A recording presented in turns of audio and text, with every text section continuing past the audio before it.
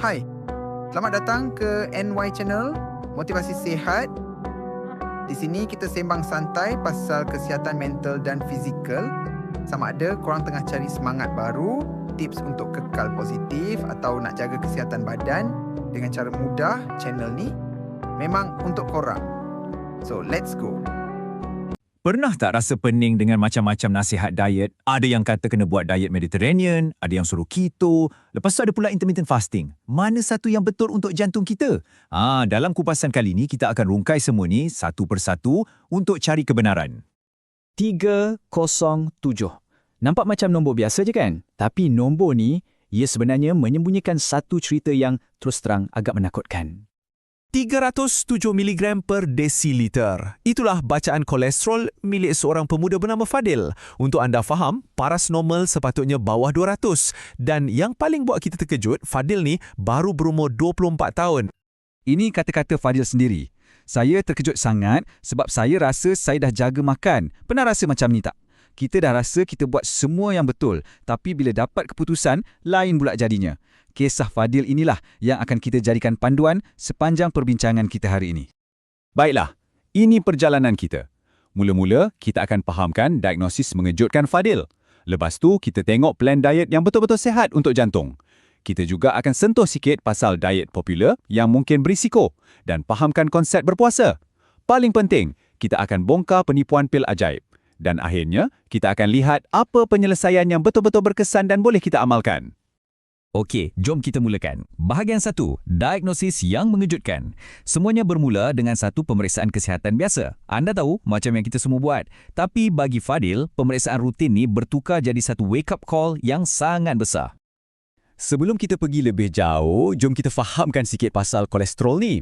Senang cerita, bayangkan dalam salur darah kita ada dua geng. Satu geng jahat, LDL, yang suka sumbatkan laluan. Lagi satu geng baik, HDL, yang kerja dia bersihkan sumbatan tu. Jadi, matlamat kita mudah je. Kurangkan geng jahat dan naikkan geng baik. Baiklah, sekarang kita dah faham masalahnya, jom kita beralih kepada penyelesaiannya. Apakah diet yang betul-betul disokong oleh sains dan selamat untuk jantung kita? Okey, dekat sini kita ada 3 heavyweight dalam dunia diet sihat jantung. Pertama, diet Mediterranean, yang ni fokus pada lemak sihat macam minyak zaitun, ikan, ke kacang. Kemudian kita ada diet DASH, yang ni fokus utamanya adalah untuk kurangkan garam dan kawal tekanan darah. Dan yang ketiga, diet berasaskan tumbuhan. Yang ni kita elakkan semua produk haiwan untuk kurangkan kolesterol secara total. Nampak macam lain-lain kan? Tapi nanti kita akan nampak prinsip asas dia sebenarnya lebih kurang sama. Okey, itu tadi diet yang disyorkan pakar. Tapi, macam mana pula dengan diet-diet popular yang kita selalu dengar kawan-kawan buat untuk kurus cepat? Adakah diet-diet ni selamat untuk jantung kita? Jom kita siasat. Kita ambil contoh paling popular, diet keto.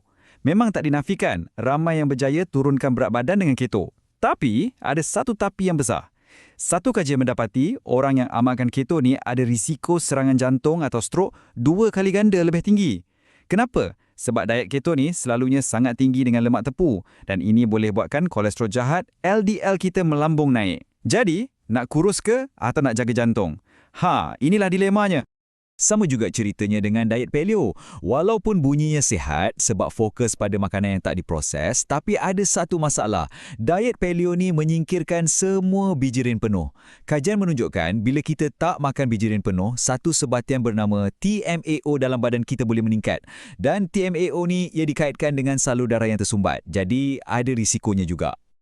Okey, sekarang mari kita tukar gear sikit. Kita dah banyak cakap pasal apa yang kita makan. Sekarang mari kita bincang tentang bila kita makan.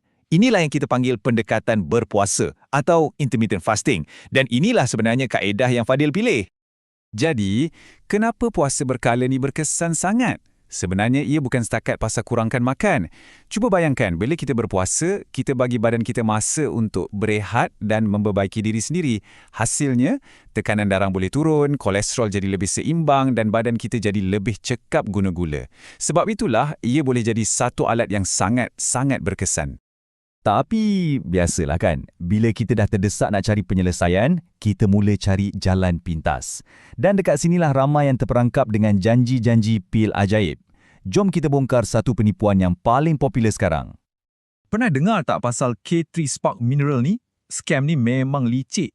Pertama sekali, benda ni bukan mineral pun. Ia cuma garam BHB, iaitu sejenis keton. Benda yang sama badan kita buat kalau kita puasa atau buat diet keto. Kedua, gambar-gambar selebriti yang kononnya guna produk ni, semuanya palsu. Dan fakta paling penting, pil keton ni takkan berkesan kalau anda masih makan nasi, roti dan benda-benda berkarbohidrat lain.